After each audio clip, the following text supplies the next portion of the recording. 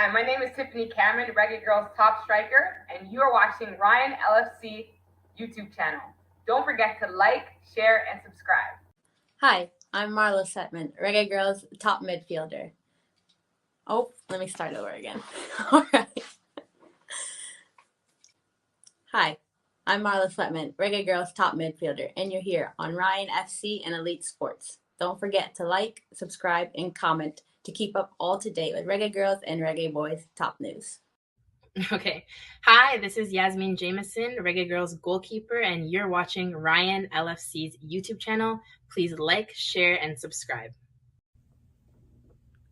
Hey guys, it's Jermaine Clark Jr. here from Bayern Royal Squad 2023. You're watching Elite Sport TV with Ryan LFC. Stay tuned for all things Reggae Girls, Reggae Boys, and sports.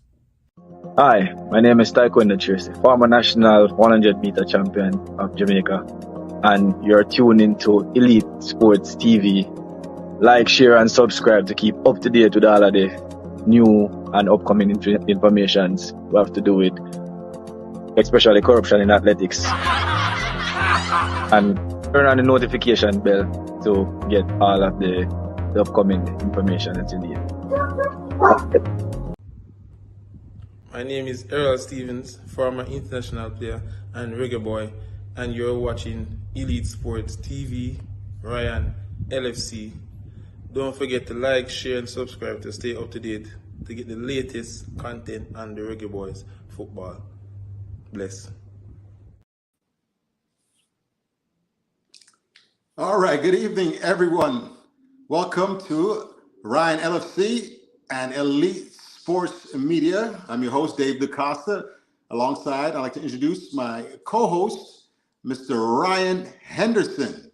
And Ryan Henderson, one of the best football minds in North America, especially when it comes to CONCACAF. We got a packed show for you guys tonight. We're going to talk about the CONCACAF, the quarterfinals. We're going to discuss each and every team. And then, of course, we're going to talk about Canada versus Jamaica, that big matchup. And what are the chances? So stay tuned to us. We're going to have a big show for you guys. And a big up on yourself. Pull up on the popcorn and a peanut. And we'll get ready to have a great show. Ryan, what's going on? How you doing, my man? It's great to be here to talk about the CONCACAF Nations League Copa America qualifiers. It's going to be a fun little week and a half here before we get back to the MLS Cup playoffs. But hopefully we have some really good matches in this group. And it's nice to be here with you, Coach DaCosta. A little bit different, but let's have some fun with this one. Yeah, you mentioned the MLS playoffs. Our vaunted Atlanta United bowed out in the first round here to Columbus Crew. You know, we had an exciting match yesterday, lost 4-2, but, you know, so we're a little bummed out here in Atlanta. Where are you from? We're hailing from? I'm in right around St. Louis right now. So my second team didn't go that far either. Toronto had a horrible season, but St. Louis got bounced in the round of 16 as well after losing to Sport in Kansas City, which I didn't expect that, but Kansas City gave it a good fight. So they deserve to go through. All right. Well, tonight, of course, we're going to start off with the CONCACAF quarterfinals. And, of course, we're going to definitely talk about Canada and the Reggae Boys. But first, I want to get your opinion on one of the first matchup, which is Mexico-Honduras. For me, I think Mexico under Jimmy Lozano, they have looked wonderful since the Gold Cup. They have been really good. It seems like Mexico is back to where, I wouldn't say exactly back to where they used to be, but Jimmy's getting them a lot closer to being the Mexico that we all know and either fear or love, depending on who you are. But for me, I think Julian Quiñones is a really big portion of that plan. Just was able to declare for Mexico a couple of days ago, got his residency, and he's been called up for this window. And I think that is a big, big thing for the Mexican national team. They need a guy like Julian Quiñones to link up with Santi Jimenez or Henry Martin. We've seen them, Henry Martin and Quiñones link up well at Club America, but Santi Jimenez should be Mexico's guy up top. For me, with Julian Quiñones, I think he's going to hit the ground running against Honduras. And let's remember, at the Gold Cup, it was a 4-0 win for Mexico against Honduras. I don't see anything different. Plus Quinones. I think Mexico is going to show their power, show their want to be in Copa America. And Jimmy Lozano is going to show why Mexico is on the right track right now over Honduras, who's been playing really well under Coach Rueda. But I think this is just way too early in their new curve to pull an upset. So I think Mexico will have this tie and qualify to the Nations League semis and Copa America without repechaje. Yeah, let's just recap. The last 2 times these teams met, 4-0 loss, but before that was a 1-0 loss. And the Hondurans changed tactics a little bit. Honduras played a 4-2-3-1 in the 4-0 loss, but changed to a 4-5-1 and held it close with just a 1-0 victory for Mexico. Do you see them improving defensively in this match? I think Honduras will be better defensively in this match. Again, under Coach Rueda, Honduras has showed a lot more spirit, a lot more fight, a lot more heart than they have over the past 2 years. Honduras, again, is back on the curve of trying to be successful because let's remember Honduras hit that dark era, so to speak, a losing era during the World Cup qualifiers that their golden generation sort of fades out. They're getting newer players into the squad. I mean, Romel Kyoto, of course, and Elise are still there. But most of their new stars, I would say the best players are either newer or have had a new life in the squad with this new coach. Of course, with this team, they have a lot more of a togetherness than they did during the World Cup qualifier run and the past 2 years, so to speak. They have a togetherness and they have a coach who is tactically better than what they had before. So, yes, I think Honduras will be better defensively, and I think they will show a better fight than they did at Gold Cup against Mexico. But again, it's going to be hard for them to beat a Mexico team who has looked their best over the past half of a year. Well, if Honduras stand any chance, you're going to have to get some play for some of their top players. And the players to watch, I think, are Nunez and right back, Davy Flores looked okay, Albert, yes. Anthony, and of course, Anthony Lozano, who plays for Getafe. He's not playing much for Getafe, but he could have an impact on this match. Yes. Choco Lozano is one of their best players. I have to agree. Mylor Nunez, a very good outside back. Davy Flores, a great midfielder who's been playing in Europe. He left Olympia a couple of years ago to go to Europe. Davy Flores, very talented. Of course, they still have Romel Kyoto and Alberto Elise on their side who still have good performances. Romel Kyoto still playing well for CF Montreal. Elise, who is in Europe now. Is he still at Bordeaux? I think he is. I know he's in Europe, but he left. It just slips my mind right now, but we'll check on that. But yeah. Of course, so this one's fairly easy one to call in my estimation. The first leg here goes to Mexico because they're playing in Mexico, and then if I'm not mistaken, right? The first leg. It's away legs for the other big three, but U.S. starts at home. Yes, okay. All right. So let's turn to now the Costa Rica-Panama matchup and things like that. Of course, just as a recap, the last 2 matches, was Costa Rica 0, Panama 1, and then Panama 1, Costa Rica 2. So these two teams seem to be right there. Costa Rica had 6 shots on goal in both games. So a lot of good defense played. These teams know each other. What do you expect from this matchup? For me, I expect Panama to keep the great year they've been having. I expect them to keep it going. Of course, they made the Gold Cup final. Adalberto Carrasquilla has been a very big piece of that Panamanian team, as well as Houston Dynamo. He's had a really good year for himself. For me, Costa Rica's really fallen off since the World Cup. They have not been the same. To me, Costa Rica needs to rebuild, and they should have done it 2 years ago. But, of course, when they made the run to get to the World Cup, they had to focus on that. And they've just stuck with their same team they've had since 2014. Right now, they got to get that golden generation. It's passing. Celso Borges He's still playing well with Alalense, but he's not good on the international stage. Venegas retired. They have to start rebuilding. They have to start infusing the youth, and they haven't really done a good job of that since the World Cup. So for me, and Panama's done a really good job, I thought, of infusing their youth, infusing their more talented players, trying to get them to go further. They have a really good coach in Thomas Christensen. For me, I see Panama winning this tie. They may be close in theory, but right now, in performances and the way the year has been going, and honestly the last year and a half has been going, is for me, Panama, it has to win this tie. I think they're the better side. They're the better managed side. They have the better youth. They have the better energy. I think Panama's the winner here. Well, I see it this way. Whoever controls the midfield and wins the aerial duels will probably win this match. Now let's go over to Trinidad and Tobago versus the USA. Of course, and interesting about Trinidad, the last two times they faced the United States, they've lost 7-0 and 6-0. It's not boding well for the Trinidadians, but guess what? Even if they do lose this leg, there's an opportunity for them to join the play-in to still make the Copa America. That's interesting.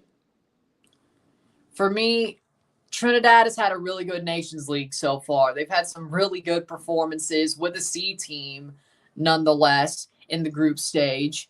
3 big wins against teams that you wouldn't expect them to beat over the last couple of months. But here, even if it's their A team, I think the luck will run out, because let's remember when the USA beat them 6-0 at Gold Cup, that was a C team. This is the USA's A team, more or less.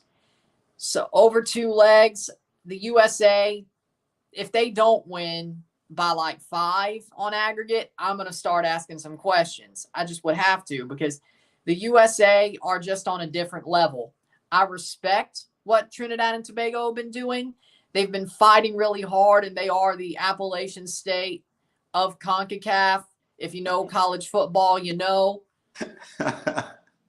So I don't know my Jamaican viewers will understand about Appalachian State and their running success of being. Appalachian is a small college, but they knock off all the big boys. Every year you see them rise up and knock off a Michigan one year or something like that. Exactly. Or Texas A&M. The success they've had. But why are you talking about the USA now? Remember, USA is down 2 of their key players. Pulisic is injured and Tim Weah is injured. But again, at Gold Cup, they did not need them to beat Trinidad 6-0. So I don't think they need them here. So that speaks to the U.S.'s depth. Talk about the depth and who's behind them. Who do you think the U.S. is going to play behind these two? I think they will play Brennan Aronson at the wing over in Pulisic's position. I think over Weah, they'll play a guy. Of course, Dest is going to start, but I think they still have Musa. They still have McKennie. Adams is still hurt, sadly. But they have Luca De La Torre. They can play Luca De La Torre. They can play Paxton Aronson. They have some really talented players that can play in both positions. And even then, and they're still better than what they had at the Gold Cup. So it's definitely something to see that the USA has been really building this full of depth team with dual nationals, the MLS players. 4 years ago, you would have seen MLS players in every competition.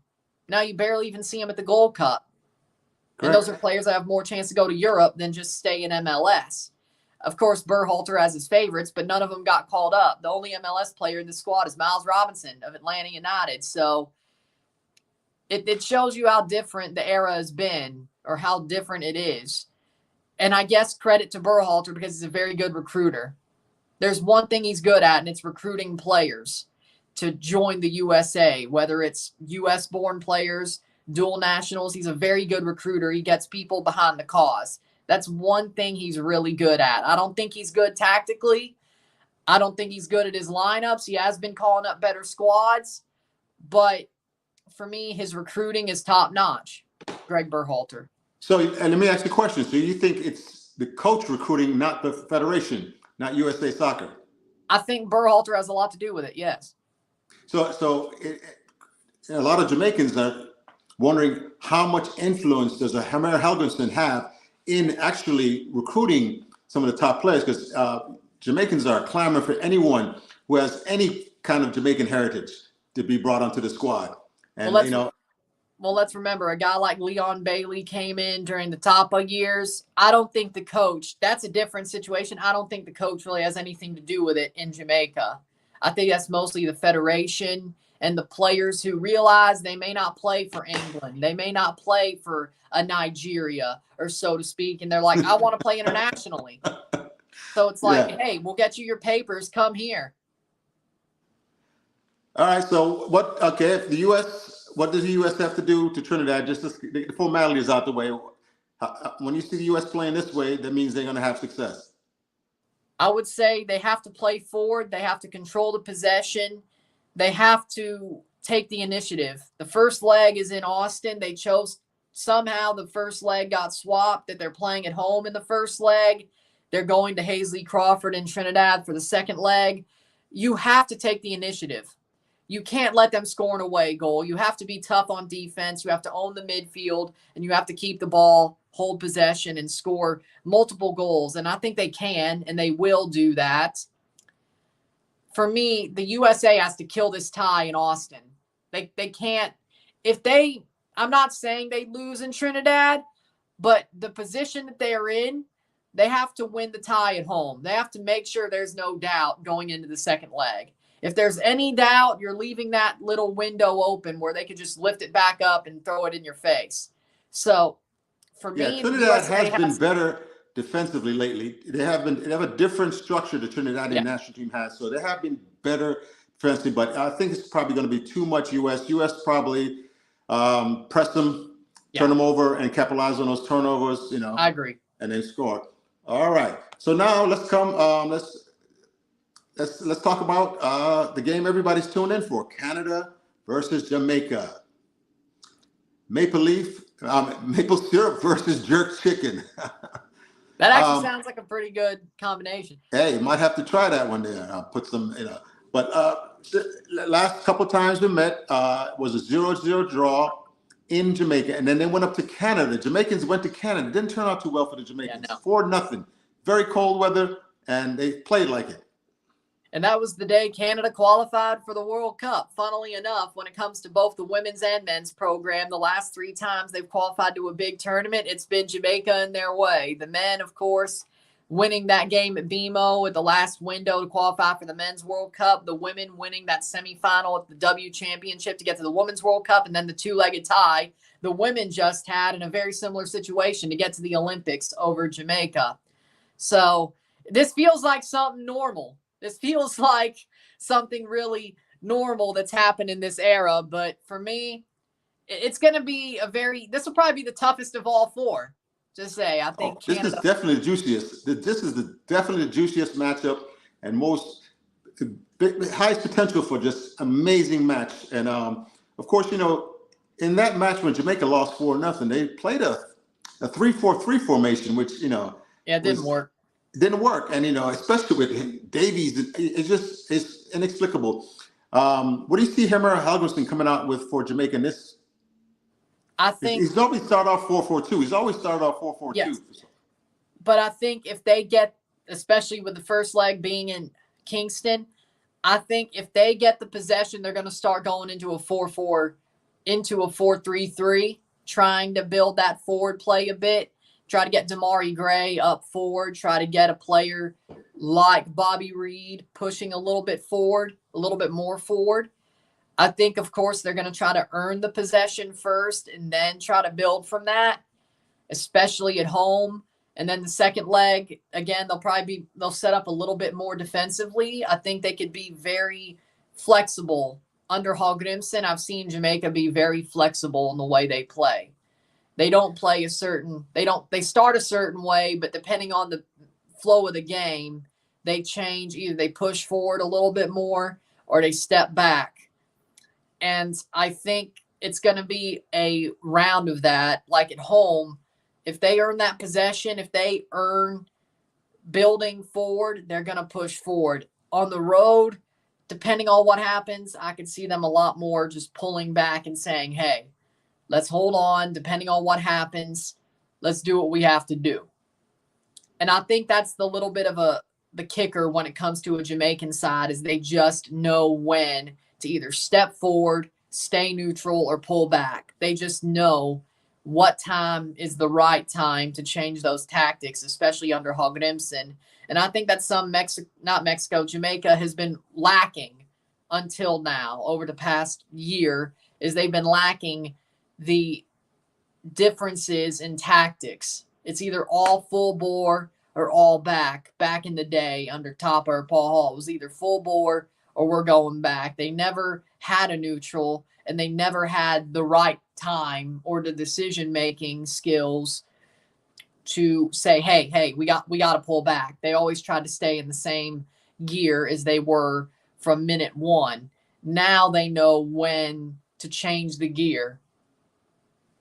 So that's my opinion there. Yeah. Once again, ladies and gentlemen, watching Ryan LFC, Elite Sports TV. Go ahead and like, subscribe, hit that subscribe button. That's how you support programs like this. Support us.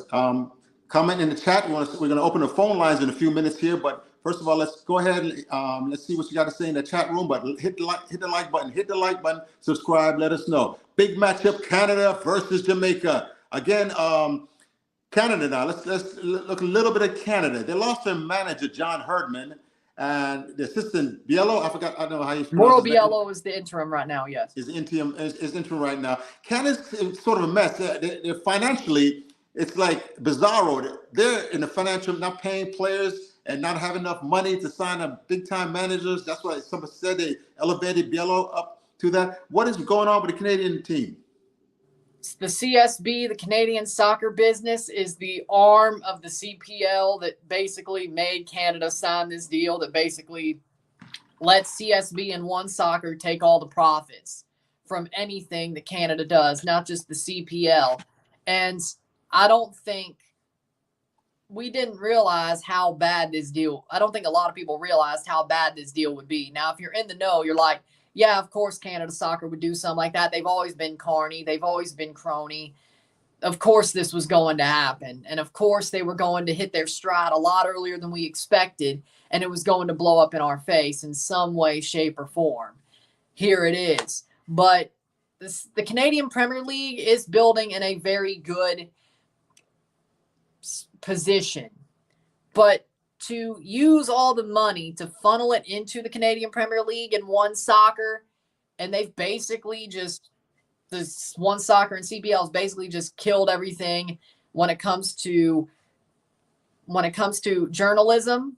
Like, I was watching a One Soccer video about Toronto FC's media availability at the end of the season. They're like, the reporting in Canadian soccer is so horrible. I'm like, you killed it. Why are you complaining? You're the ones who ruined it all. But for me, it's just the fact that they're trying to push everything into the Canadian Premier League, and they didn't realize that all this money was going to come in, and they basically got taken for fools by signing this deal, which means the players hardly are getting paid. They don't have the money to get a manager. The players have to turn in their training gear at the end of every window. They don't get to keep their training gear. That's how bad off the Canadian Soccer Association is, which got Bontis thrown out, which rightfully so, but they don't even have a full-on president now. They have an interim secretary general. It's a clown show. The Federation is a clown show. They can't even schedule friendlies. The only reason they played Japan is because Japan was like, we'll pay you money to come here. And then they got beat up bad by Japan, which I'm not surprised considering Japan beat up Germany 4-1 too. Hell, it wasn't worse.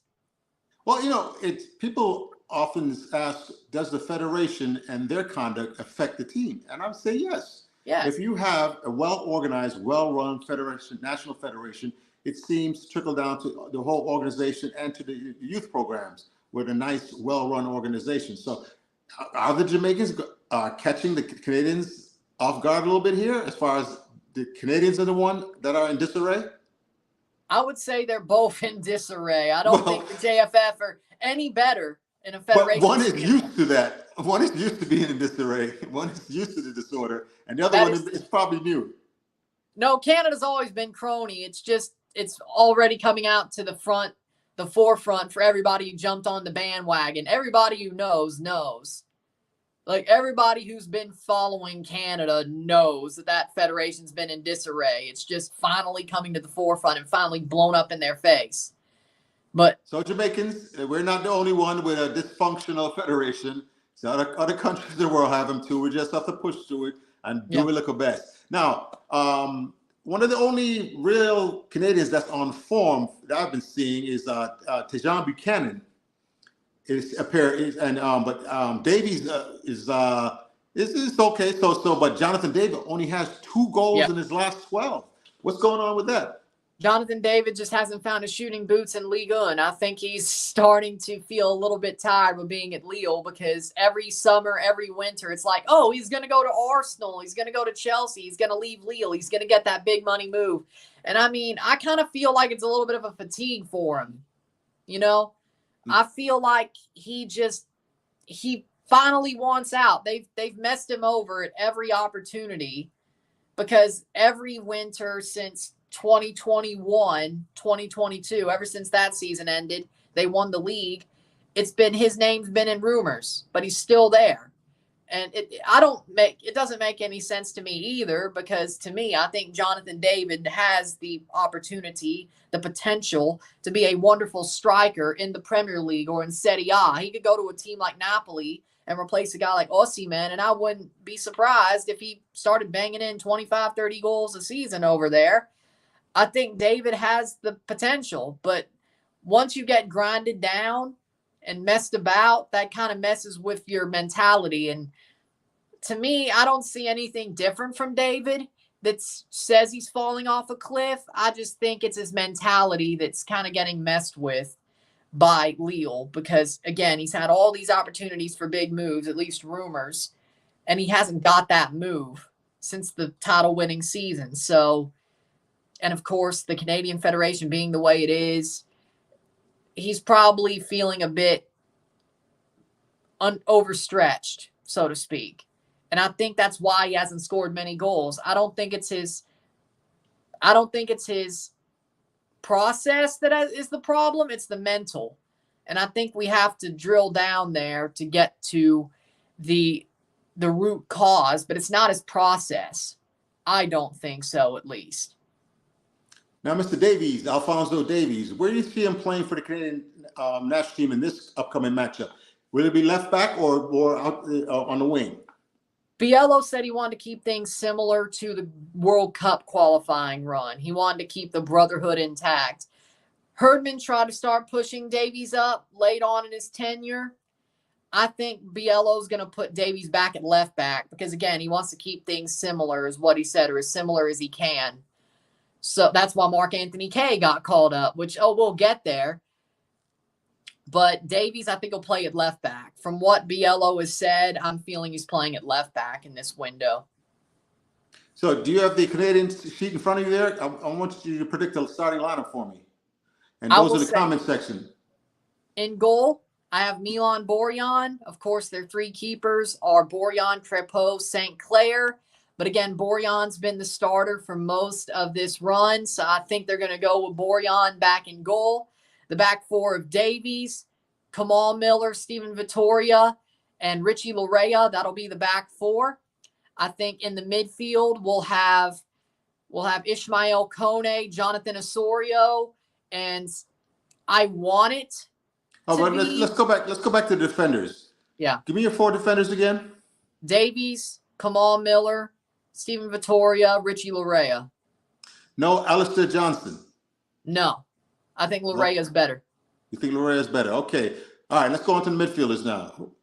For me, what I think Biello's going to do is Kone, Kaye, and Osorio. Or no, Kone, Kaye, and Eustachio. I want it to be Kone, Osorio, and Eustachio.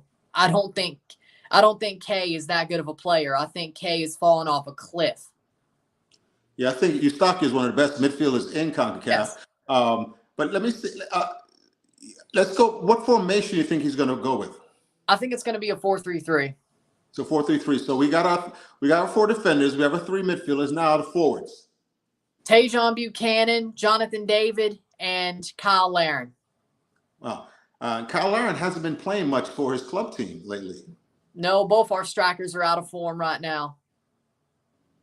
So how do you think they're going to react to a match like this?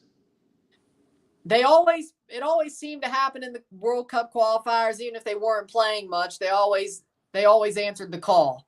So David and Laren, they did have their moments where they were on a quieter patch during qualifying back in 2022 and 21, and they always answered the call when it came to Canada. So I'm going to say, going back on, since we're going to stick with what we know, I'm going to guess that David and Laren answer the bell when it comes to playing for Canada, and they're going to show their best playing for Canada as they did during the qualifying run. All right. So right now we're going to go, and you're going to give me your lineup for the Jamaican side. This is where these people in this chat, we're going to try to beat you, because everybody in Jamaica have their favorite players. No matter what form they're on, or what the situation is, they can still be injured and they'll clamor.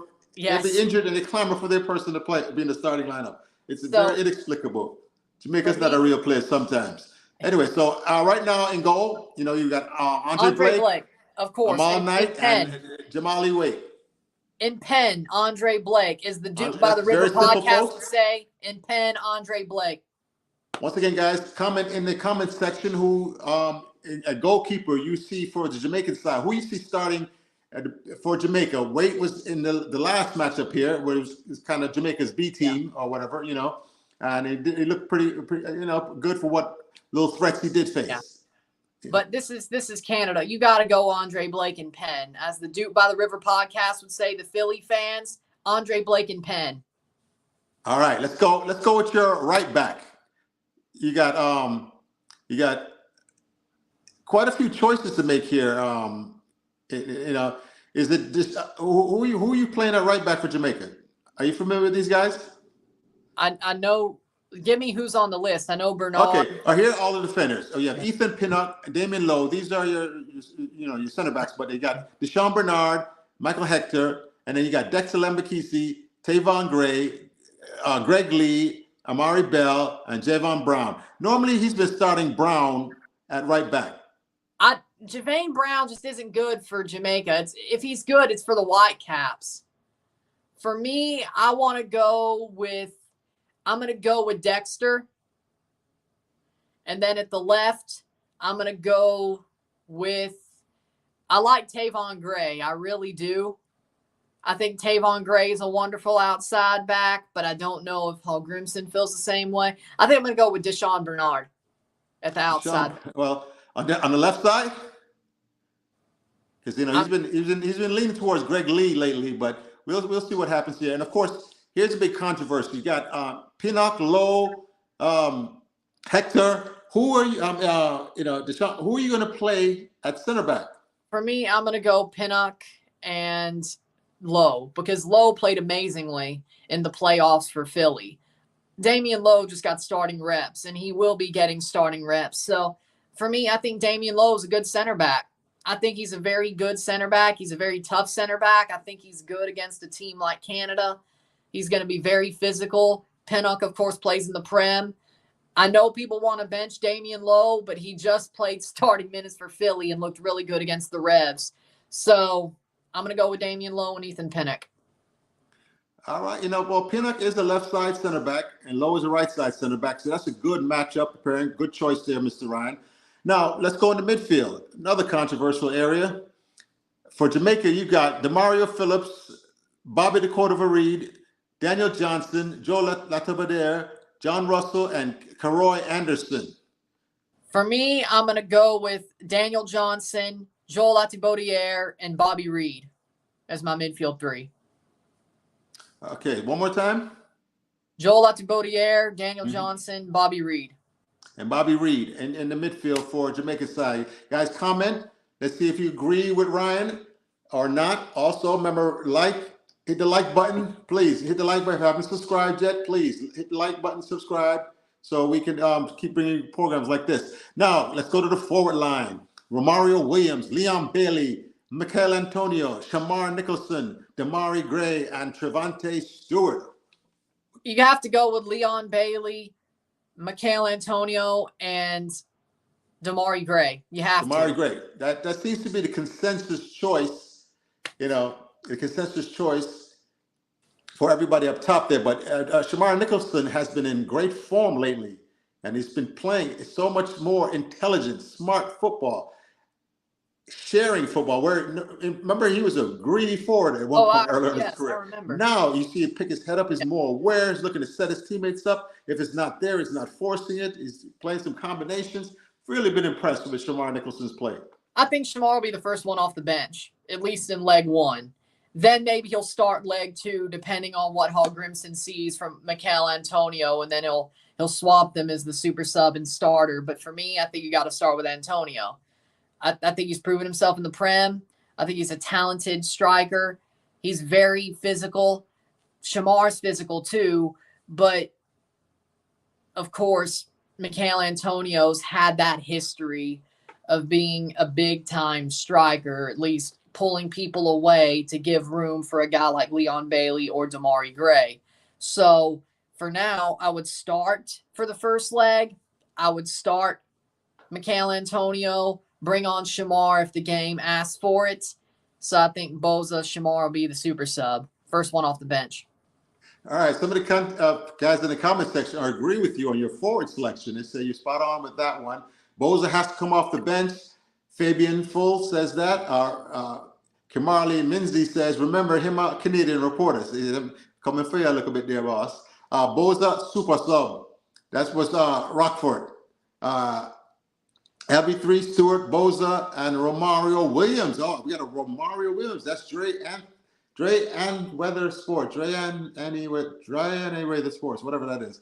Coach, I'm going to start two forward. So he says in Halgrimson's 4-4-2, if he's starting two forwards, does that change anything for you? I think Leon Bailey plays midfield. If he starts a 4-4-2, Leon Bailey would start in the midfield as a number 10. Then if they push forward, they put him up there at the wing. So that's why I was just going with a 4-3-3. Because in theory, they get enough at home to go into a 4-3-3. So Leon Bailey, in my eyes, would start as a 10 if they go with a 4-2-2 to start the game, then push up if they start pushing up. So now here's where they're going to start trying to beat you. Give me a prediction for this first leg. You've got Jamaica and its home. The national stadium should be full because you have stars on stars going to be at National Stadium on Friday night. I think it'll be a 2-2 draw. 2-2 draw. I think Canada will score 2 goals, but I think their defense, it's going to feel – I don't think it'll be a 0-0 draw like the last time they were in Kingston. I think it will be a draw, but it'll be a 2-2 draw. I think Canada will score the goals. They'll get the away goals, but there will be moments where Jamaica makes the defense pay, makes the Canadian defense pay. Because let's remember, Canada's only played one game. Their A teams only played one game together since the Gold Cup, since the Nations League. So I think there will be moments where Jamaica has their openings and they will take those openings. But I think Canada will have the slight edge going into BMO Field next Tuesday. So don't you think Jamaica's shown a much improved attacking form where these players are finally starting to learn each other, yes, play for each other, set each other up? So you think the Canadians will be able to pull it all together enough to hold the Jamaicans and for a 2-2 draw? I think Canada will have their defensive moments. I think they will have moments in the midfield where Eustachio makes a good play, gets the ball away, or Kamal Miller, who's been amazing for Miami. I think Kamal Miller, he's had some really, really good defensive moments this year. We're asking for just a couple more for him because these are his last 2 games of the season. And he played well in that Noche d'Or friendly on Friday when New York played Miami to celebrate Messi's Ballon d'Or. Kamal Miller played that like a real game. So I believe that Kamal Miller could do some really big work against Jamaica. And I think a 2-2 draw is fair. I think Jamaica's playing really well forward-wise. They'll get their moments and they'll make Canada pay. But there'll be some moments where it'll be close. It's not like it's not happening. In the comment section, they disagree with you. 3-0 Jamaica, says Travis Pessoa. And also, King of English Football says 3-1 Jamaica. You're brute, boat 2-2. You've been the first brute. You've been called a brute the first time from the Jamaicans. Hey. So Hey, I'm going to be a bit hopeful, but you know what? I wouldn't be surprised if they're right. I'm going to be a bit hopeful.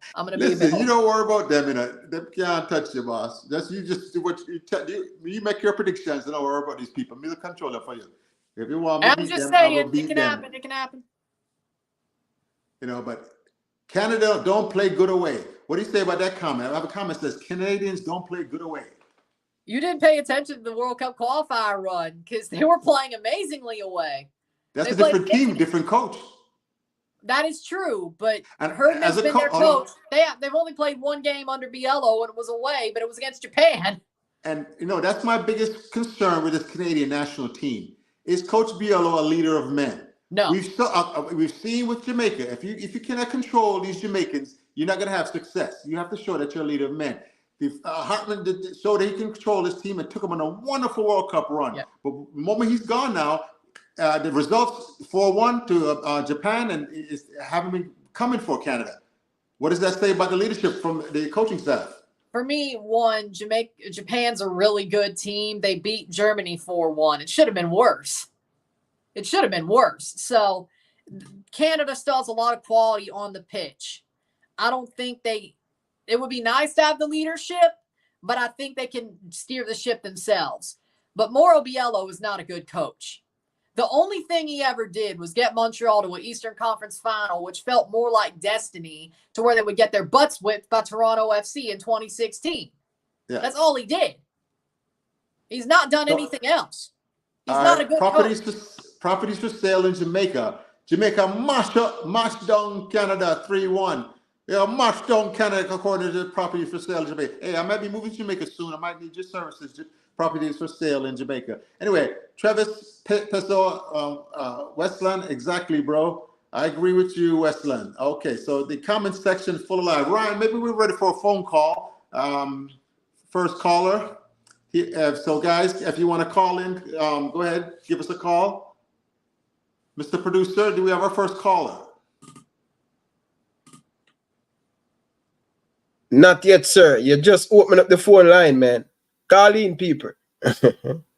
But listen, Canadian Ryan, we're going to have to get a new producer or something because he's not on his job. We're ready for the first call, and the man said we're not ready. Come on, Mr. Producer. Come on. Okay, so Rockford, any weather, we sell out the team. Bless up. No, that's the other thing. Jamaica, we want to see a full house at National Stadium. Full house. You understand? I might have to fly down myself if I didn't have to host this program with Mr. Ryan.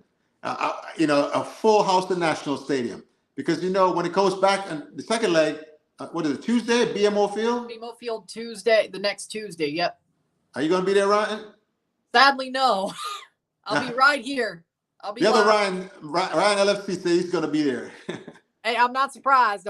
I bet he's going to be wearing Reggae Boy yellow, but hey, that's all. That's all I expect. Yes. Okay. So we got Coach. Who would you start at center back? Oh man, that's see the problem. I like a left-sided center back who's predominantly left-footed. Yes. Pressure situations, and the right side is predominantly right-footed. You would love them to be equally skilled with both feet, be able to pass short, medium, and long with either foot. As wherever the pressure is coming from. But right now, Damion Lowe is on form. I mean, I beat Damion Lowe the last match against Haiti because it was some bad decisions, and he was fought.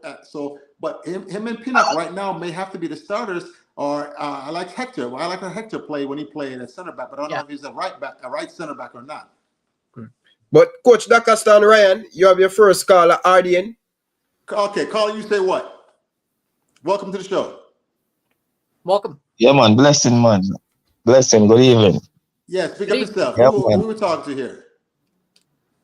Yeah, RDN, Okay. Blessings. You guys spoke about the last time in the World Cup where Canada faced Jamaica and beat Jamaica. But why you guys didn't realize that was a local team? I mean, 80% of the team was local.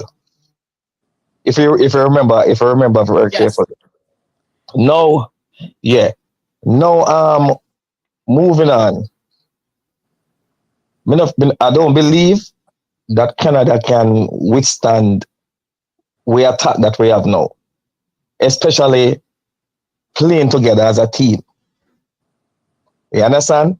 So Ryan, me respect what you say, but me I tell you this, bro. And I will tell you this: Jamaica have arrived, and Canada will get whopping 3-1 or 4 or 3-0. They will get beaten, man.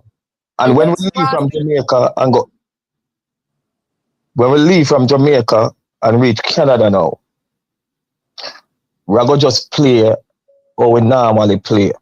We just defend, and when we can attack, we attack. Hold on, Yeah, Carla. Hold on. I want you to. Hold on, Carla. Let me ask you one thing, Carla. Suppose it's far to below north up there in Canada. Where do you think the Jamaicans are going to do? Okay, watch this. If cold weather, So enough Caribbean teams shut down. No, man. Hold on, the general. Hold on, the coach. Let me explain this to you now. Look one Jamaica team good. Most players play in Europe. Good point. Right? I mean, Mikel Antonio, the Damari Gray. I mean, the Sean Bernard, Ethan Pinnock, Bobby Reed. The whole of them playing a cold in England. I'm used to it. So Canada cannot use this against we now. For say boy, they have an upper edge over we. You see me? But excellent point. Excellent point. So Ryan, what do you got to say? As far as I know, it's not going to be that cold to where we could freeze them out, because England does get cold, but it doesn't get as cold as Canada. But it ain't going to be no ice Teca cold. So he's right. He's honestly right. They will not be frozen out in the second leg. So if it does go wrong down in Jamaica, it's definitely going to be a hard hill to climb for Canada. And I could see it going wrong.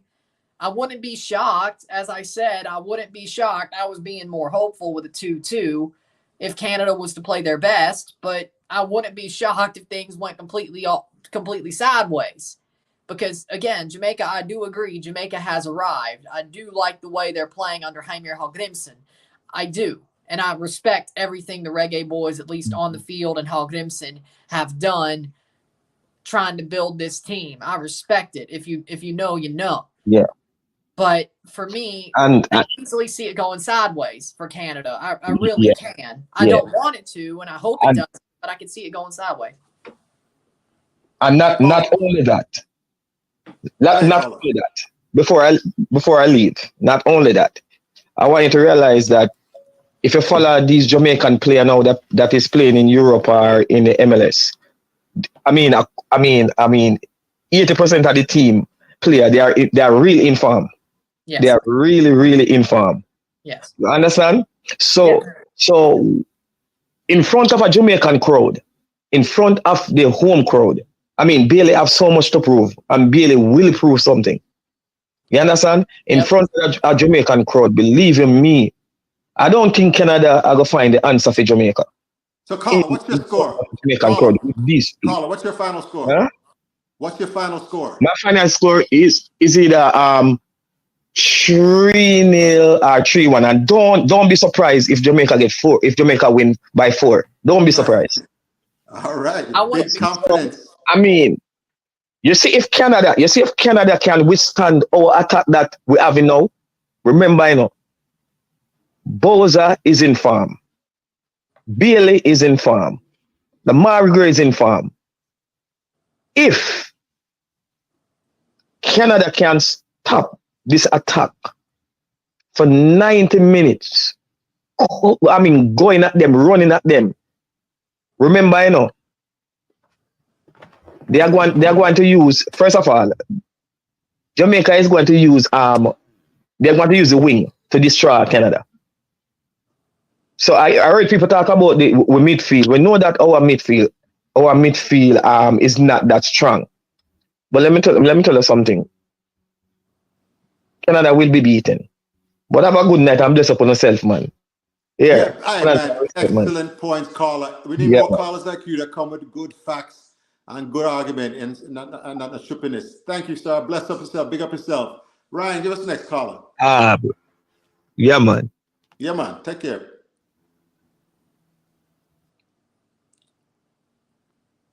I guess that was the only caller. They said the weather's going to be 9 degrees up there. Can you look at your weather map up there? I mean, that ain't if cold. it's 9 degrees, it's cold, like man. What are you talking about? Somebody pulling my leg. I think somebody joking with me up there.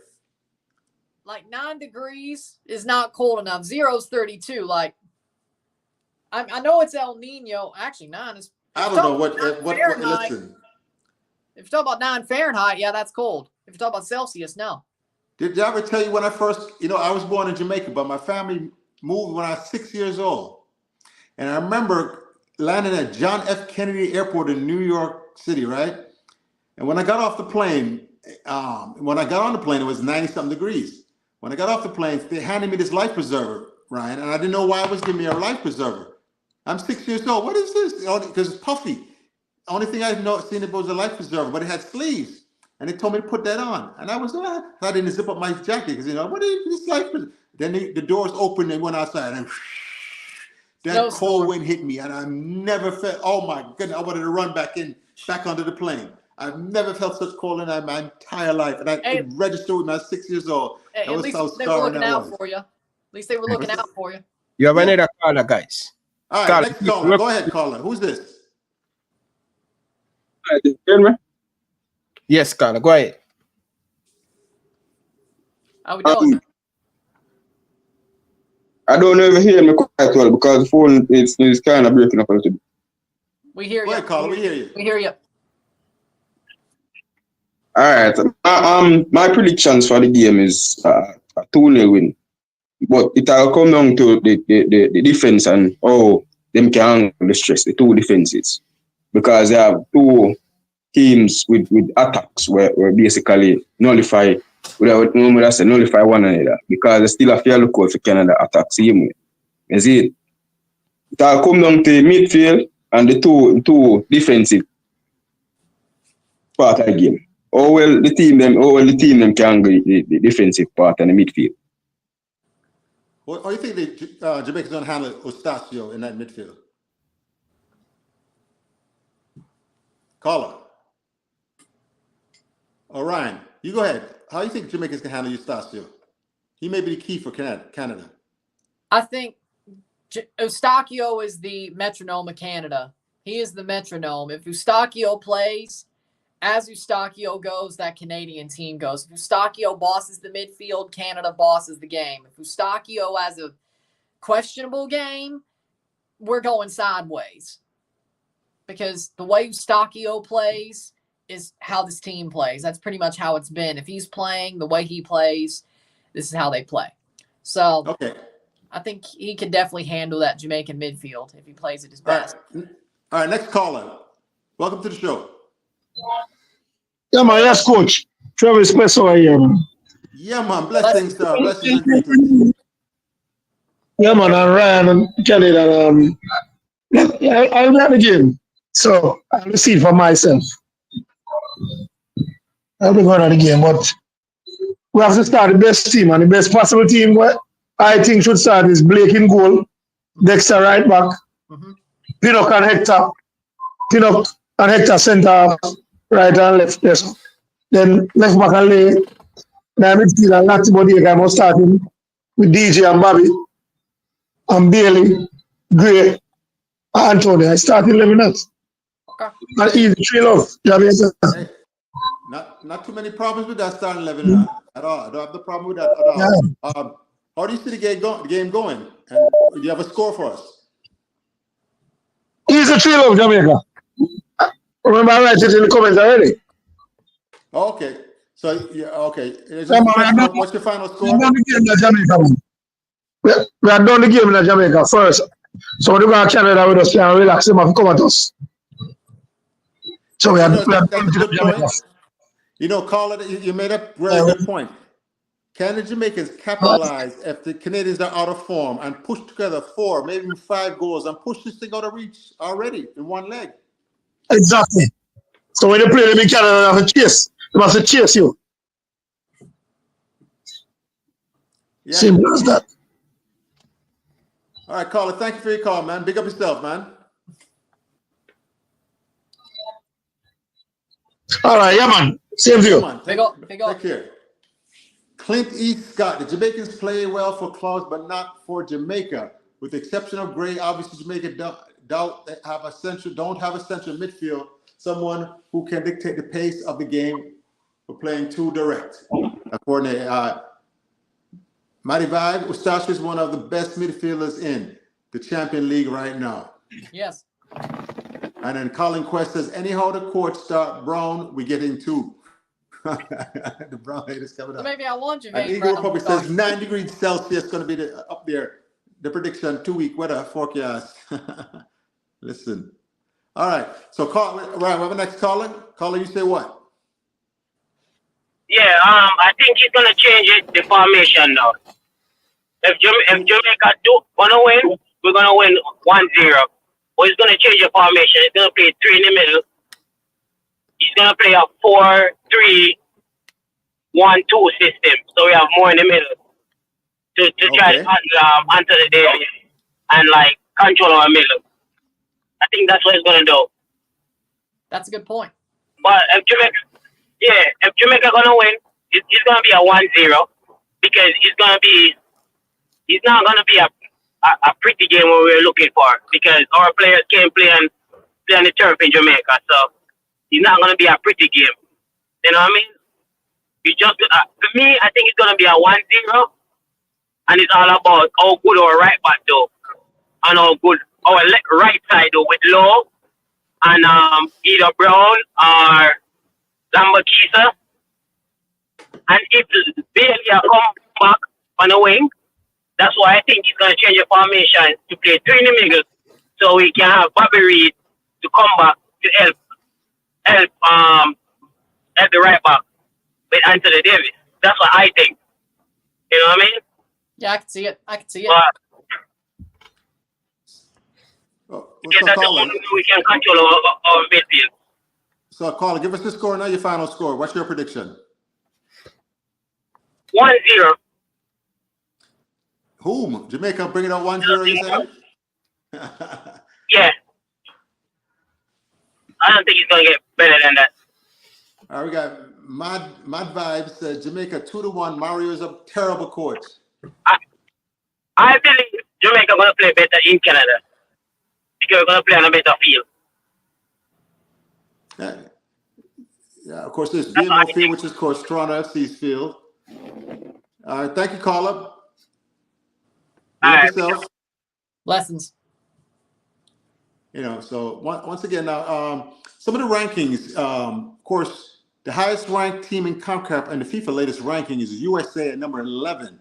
Mexico is at 12 in the latest FIFA ranking. So Mexico's at 12, Honduras at 78. USA is Costa Rica is 46, Panama is 44, Trinidad is 99, USA 11, of course, and then Jamaica is 55, and Canada is 45. So Canada's 10 spots ahead of Jamaica in the latest FIFA rankings and things like that. But yeah, surface, Mr. Ryan. The FIFA rankings are a bunch of hooey to me, to be completely honest, because I thought Canada was better as they were climbing the rankings during the World Cup run. I thought they were better than their ranking. And now, I don't know if we're 45th best in the world. I'm a bit questioning that. I think we're a lot closer to Jamaica than you'd think. I think FIFA rankings are hooey. I don't think they're even true. I don't know. I know it's ELO rankings, but I think it's a little bit too... You could rise quickly, but you could stay there for a good bit as long as you have that good little run of form or they want to push you up for the World Cup. Because let's remember, Qatar got artificially pushed up. South Africa got artificially pushed up when they had their World Cup. It's not that simple. I don't like the FIFA rankings. I go by what my eyes tell me. All right. Caller, welcome to the show. Well, go ahead, Coach. Ryan. Blessings. Good evening, sir. Good evening. Good night. Yeah, but I hear people talking about Damion Lowe, and I think no matter what people say, I think the coach will start Damion Lowe. You understand? But because I think Bernard and Lowe practically play same way. both of them play aggressive. You understand? Kind of wild.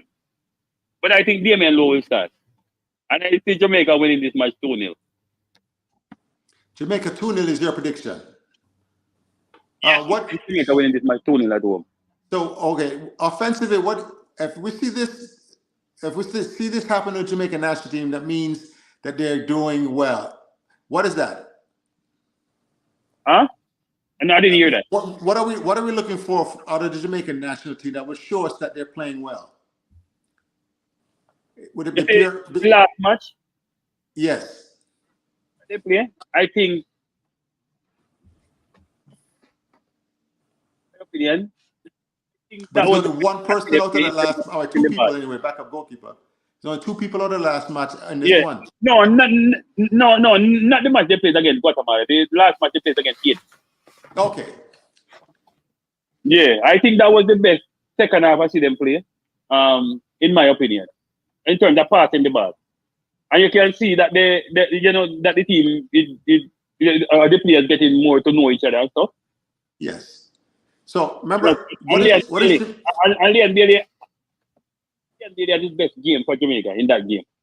So a lot of Jamaicans always clamor for a system. They want a system of play where they can say is Jamaica's style, and all it has been pure long ball now and dribble, and things like that. So you're saying we're coming closer to developing that style? You've been seeing that over the last 5 games and a steady improvement?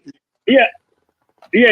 From what I've seen for the last couple games, I think something is going on. Yeah, you understand? And I think people always come up with like a style and a system, but basically, I don't think you're going to ever see Jamaica play this passing football kind of game. Because if you've been watching football for a while, Jamaica play a certain way. And I don't think they're going to change. Maybe they might hold the ball a little bit more, but you won't see Jamaica out passing like Canada and stuff. But I think we'll get chances and we'll score goals. Okay, so Jamaica's going in a. Go ahead, caller. I think. Go ahead. I think our system is more like a counter-attacking system, like moving the ball fast and stuff. But I don't think you're going to see Jamaica ever outpass like a play like a tiki-taka kind of football. Every Jamaican team, because I've been watching football for a while, and I've never seen Jamaica outpass a team. The best I ever see Jamaica play it was when Wilfred Schaefer was coaching them, and they went to that Gold Cup final. That was the best I see Jamaica ever play. Well, I mean, caller, you have to be progressing with a system that you can just plug players in. Everyone else in the world, the top teams in the world, have fixtures at certain positions that for years at that position, and if a guy gets too old or somebody gets better, they just replace 1 or 2 players. It's never the whole thing. And with Jamaica, it seems like we're finally starting to get regulars: Damari Gray, Leon Bailey, and Michael Antonio. We're starting to get regulars at positions that can grow with their players. Because either you go in the right direction or you go in the other way. And my grandmother, when she catch my brother sneak out the house. Late at night, go hang with a friend them. I said, yell out the window, you going the other way. You're going the other way. Because she was preferring the righteous path versus the path. Go ahead, caller. I hear people say to Jamaica do have a system. But I think sometimes we're looking at it the wrong way. Maybe they have a system, but people just don't like it. You understand? Yeah. We've had some very good coaching now, but can they get the players to play the way they want them to? We're from very stubborn players in Jamaica now, and because it's a melting pot type situation, the discipline is showing. The club team, they don't show it here when they play for Jamaica. Some of them do. Some of them don't. Yeah, but maybe they have a system, but maybe the system. All right, maybe they play the system that the coach wants, but we just don't like it. You understand? Yeah. Cause they're winning matches. You understand? So I mean they're playing something. Maybe we just don't like the system.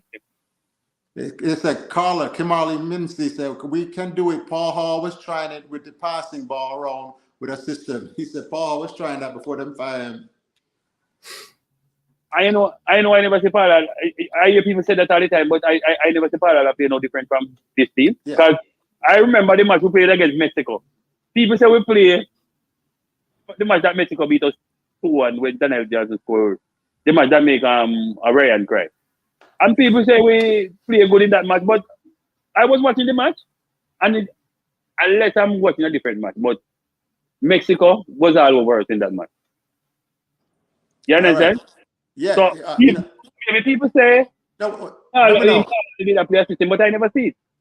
No, remember the Mexico-Jamaica match? No, remember it was Jamaica's turnovers and then slackness in marking in the box, where they weren't tracking runners coming into the box that led them to go down. And once you go down to Mexico, it's a recipe for disaster. Jamaica was actually attacking Mexico and had a lot of possession until they made those crucial turnovers and big mistake. You understand? So they're not as far away from USA and Mexico as a lot of people may think. In my estimation, it's just coaching. We have to get them up to a certain level where a system in which includes pattern football, attack, bring up from the ground, and attack through the midfield with at least the amount of touch as possible, and get to these forwards and wingers and things like that. We don't have that philosophy yet. We don't have those tactics as of yet. In my estimation, that can be learned. The basis of possession football, and then you can start to dominate and dictate a game. So, caller, thank you for your call, man. Once again, what was your prediction? Jamaica 2-0. Jamaica 2-0. Well, thank you. Bless up yourself, man. Big up yourself. Bless up. Bless up. All right. So, Mr. Ryan, any comments on that? I thought he had a good point. So that's my thoughts about that. People don't understand. You don't have a system until you have a system. I agree. If you go pick up a game with 11 people at a park or so, whatever, right? You don't know these people, strange. You're gonna whatever. But sooner or later, you and a couple players are gonna start to knock the ball and combine. And next thing you know, it's going to give you that advantage over the other team that's just dribble with the head down and things like that. A team tactics always going to beat individual dribbling all the time. And once you figure that out and things like that. And my point always just when they try to beat me in this chat room is the fact that I said these players play that kind of system every weekend for their Premier League team and MLS team and the other big teams in Europe. They play that way all the time. I don't see why they can't play a low possession and little tiki-taka every night soccer for Jamaica. Exactly. It just takes some work. So Exactly, because I think it's the local players shouldn't be a problem to having you lead into playing a tiki-taka possession-based system. If you're used to playing that system, most everybody plays that system nowadays. It's not just some certain teams. Like the way football is played now is a possession-based tiki-taka, move the ball forward system. If you're playing on a team that hoofs it forward, route one, I understand that it may be hard for you to come into a team that plays a more possession-based direct system or a more possession-based, play the ball forward, hold possession system. But for me, I understand that most people play the same groups of tactics in both their club team and their international team. So they should be able to play the system that's wanted to be played, unless Hall Grimson wants to throw his own wrinkle into it. But then you're getting into the conversation of what wrinkle does what manager put into his system, because everybody has a different idea. Like Jurgen Klopp has more pressing to his system, more gas tanks, more pace, more pressing. Pep has more passing. He wants the ball to be passed forward. He wants the wingers to get in and just play into the box. So it depends on what your wrinkle to the system is, because everybody has a different MO. It's not the same tiki-taka situation. Luis Enrique has a different wrinkle than a guy like Ancelotti has a wrinkle. But again, Ancelotti's a little bit more defensive, I would say. I wouldn't say he's completely defensive, but he's a little bit more defensive. So it's really just the wrinkle in the system. Everybody has their own little spin on it. Yeah. Nowadays. Honorable Minister Scully, the match done. Okay, Young Kings Entertainment, most of the players aren't playing in possession-based teams. They most play in a defensive system at club level. That's one of the comment, from the comment section there that they said that a lot of teams. Like I said, it's you players, especially young players, you have to be flexible and be able to Yes. fit in anyone's system. Yes. Days are gone because I've had players that come up for tryouts, right? And they have a lot of talent, but they don't get picked. And they ask me why. I was better than this guy, and that guy. I said, no, well, you didn't fit into your system. You said these words to the coach, and I heard you say this, and I said, you never said that. You said, let me play my game. And I was like, what? So you want the one at the club, the president, the coaching staff, the rest of the staff, and the players are about to conform to you, rather than you, the new person coming in, conform to them. And it's an unrealistic expectation you have of yourself. Mr. Young man at 17, 18, 19, whatever years old, you go to court at the foreign, like them say, and now you're trying to get a job, and you're not willing to conform and fit in. Exactly. Because it's unrealistic that you're going to make it. If you're playing on a team, the word is team. It's not. There's no I in team. It's that simple. I know it's what's the word? I know it's a cliche, but there's no I in team. If you are on a team, you play that system. You play for your players next to you. You play for your brother next to you. You play for your sister next to you. You play that system. You can't just say, hey, I want my goals. I want my assists. I want my clearances. You can't do that. If the ball falls to you, play to what needs to be played. If you see the lane open for your right wing back making an overlapping run, you pass it to them. If you see an opening to your number 10, you play it to your number 10 and let him finish the play, whether it's playing it onto your striker or playing it onto the wing. So it's just a situation of you have to be used to playing a way that may not be the way you play if you want to be on a team. Simple. So, right. Okay, so Ryan, we have another caller. We ready for the next caller, Ryan? Yes. Because let me see. Pass and move, open pass lanes, Jamaica pass, stand up and wait for a miracle. You're right. One of my sayings, Ryan, is that movement is life on the football pitch, right? Yes. Movement is life. And I agree. If you are stagnant, number one thing, my biggest complaint about Jamaican football players, they love to possess the ball, hold on to the ball, and stop the ball. Right.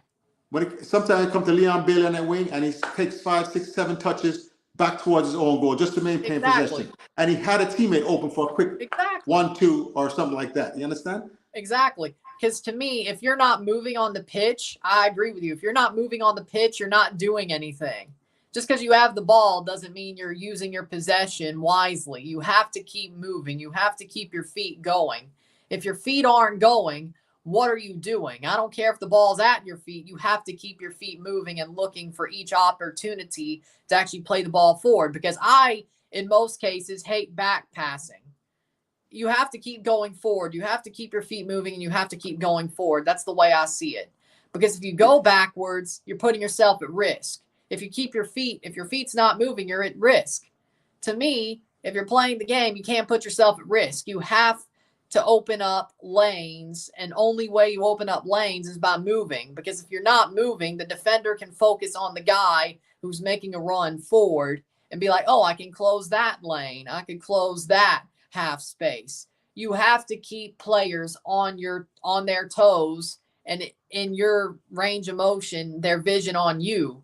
Because if you let a guy basically be open and be like, hey, this guy ain't moving, I can close this half space, you just screwed over one of your teammates. Yeah. One of the things I always tell when I coach my teams, I tell my defenders and play, do your job and half your teammates. Do your job. So if I'm defending, I'm marking a person in the middle here, but I'm also have an eye on my teammate. And if he gets beat, I know what I'm going to do, how I'm going to react to help him to make sure that we don't get beat.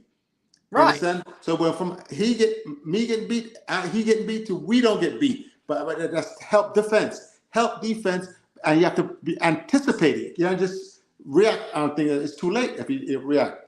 Exactly.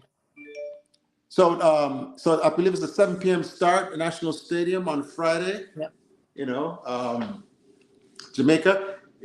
After this conversation now, what is your real your prediction and expectation now?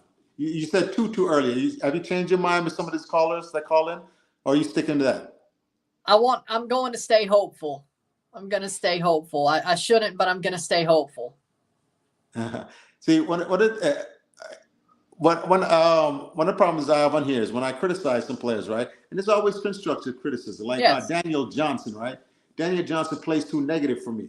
When his back is to it, now once he's able to turn and go forward, he makes good passes, distributes, he does all that well. But we need a complete player in that midfield, able to turn on the midfielder. If he can't turn, knock the ball, use combinations to make him turn, and then now he's attacking. And he doesn't even do the scanning necessarily. I'm watching him play now, and he doesn't scan to see which side it is. And then I often told my players, right, you scan to see which side, and then the person passing the ball, instead of passing the ball where the pressure defender is coming from, pass it on the other side. Exactly. You can help your teammate out some more. Exactly. You can tell him where the defender is coming from. If the defender's not coming straight behind him, it's come from the angle. Oh, why is the ball going over here? Oh, because he's telling me where the defender is coming from. My own teammate is telling me I can see the field better. Because if the pressure is coming from one way, I can guarantee you there's less pressure on the other side of the pitch. You paint it that way. And even then, you're ready to play really quickly, a quick 1-2. Because I've often told when the ball comes to you, lay it off, move diagonally, get the ball back. Now you're at where you are your best, distributing your ball, going forward. Exactly. When your back's to go, he's a lot less effective and things like that, man. To me, when it comes to a midfielder, they better be scanning before the ball gets to them. Like the 3 seconds before the ball gets to them, you're scanning each, and then you know what lane you should be going to. There you go. Don't get the ball and then scan. You scan, then get the ball, then lay it off. Simple. All right, everybody, you're watching Ryan LFC, Elite Sports Television. Dave DaCosta, Ryan Henderson. It's wonderful night. Great anticipation for the upcoming match. The Canadians invade the island of wood, water, and sunshine. You know what I've learned since I've been up here in America? What have you learned? Do this. The land of wood, water, and sunshine, the greatest country in the world. Jamaica, the best food, the best music, the best people, the best weather. That's what the Americans do. Americans will tell you America's the greatest country of all time and in a second and things like that. And I said more Jamaicans need to do that, Big up your own country, man. There's nothing wrong with that. Exactly. National pride. Exactly. But I got to say, Jamaica, good food, good music. I mean, that ain't wrong. It ain't wrong. Jason Gooner, he says, our midfield is in trouble then, because I think DJ does what you just described the best. I don't understand that sentence. I think he's saying that what you're saying about Daniel Johnson is right. Okay. That's what I think. That's what I'm reading. And then I got Biscuit Bandit. He says, with chemistry, that will work. Players talk and say man left, man right. You see, once again now, the players talk. You ever been to Premier League, one of these giant stadiums and it's roaring and you can't hear nobody? Sometimes it's all hand signaling or not even that. It's just they know by you, I'm right here, and know me player's feet. And man passes to this side, he's telling you something, Or he puts it in the air he's telling you something. If the nonverbal communication that you have to be at the highest level is paramount. Exactly. To be at the highest level, you have to be able to read the game without hearing anybody's voice or honestly, maybe even seeing anybody's hands or anybody's body language. You have to just be able to read the game. You have to be able to read what's in front of you. And a lot of players, that's what makes the best. That's what separates the men from the boys, so to speak. If you can't read the game, if you can't read what's going on the pitch without any voice notes or any even body language, you're not going to be that guy. You're not going to be at that level. You have to be able to read the pitch like a chessboard. Like you have to be the chess master to know how to pull the strings. Yeah, because I love watching Messi playing. His head is on a swivel. Yeah. And some of the top players, they're just always scanning. What's their next pass? Before they even get the ball. Because the system and the pattern they're in, they know they're going to get the ball. And the time they run to get the ball, when they get the ball, he already knows where I'm going with the ball, or am I turning and dribbling and going at goal or whatever, things like that. And I just want some of these players, both Jamaica and Canada, because I want both countries to get up to the next level. You understand that? Exactly. Right now, let me ask you something, Ryan. Right now, it's USA and Mexico. Then you have another tier of team, where it's Panama, Costa Rica, Canada, and Jamaica's trying to get up into that level right there. Because when you have problems with teams like Haiti and exactly, Jamaica's not ready to be up with those teams like that. Yeah. Is this an opportunity now for Jamaica to make that leap by beating Canada? I would say yes. This is their opportunity. This and the repechaje, if they have to play the play-in. This is Jamaica's opportunity. They've been really building on with Hal Grimson. They have to hit that stride. If they don't hit their stride, this is the moment to hit your stride, either now or during World Cup qualification. But the thing about World Cup qualification is for 26, it's a lot easier for Jamaica. They should, in theory, get to the World Cup automatically. This is the moment where they can stake a claim. Even if they lose the tie, they could still stake a claim.